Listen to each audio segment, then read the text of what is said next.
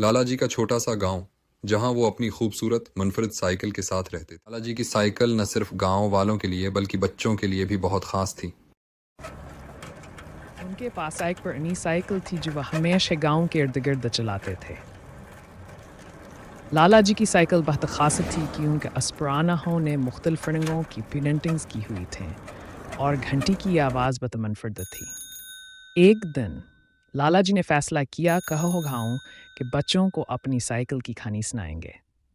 बच्चों ने लाला जी की कहानी को सुनने के लिए अपने घरों से बाहर आना शुरू कर दिया। लाला जी ने अपनी साइकिल के बारे में बताना शुरू किया। बच्चों, ये साइकिल मुझे मेरे दादा जान ने दी थी जब मैं तुम्हारी उम्र का था। इस वक्त ये साइकिल बिल्कुल नई थी और मैं इस पर बैठकर पूरे गांव का चक्कर लगाता था। बच्चे हैरत से सुन रहे थे।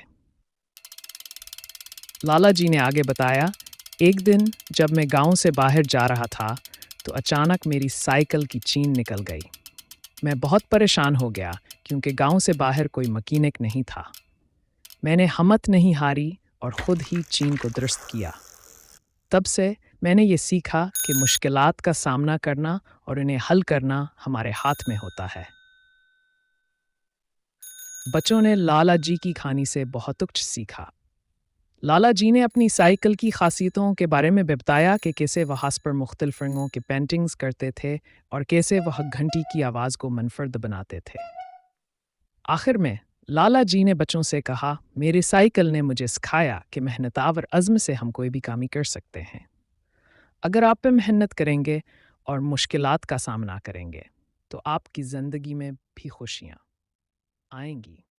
बच्चों ने लाला जी की कहानी को बहुत पसंद किया और वादा किया कि वो भी लाला जी की तरह मेहनत करेंगे और अपनी मुश्किलात को हल करने की कोशिश करेंगे। लाला जी की साइकिल की ये कहानी बच्चों के दिलों में हमेशा के लिए बस गई।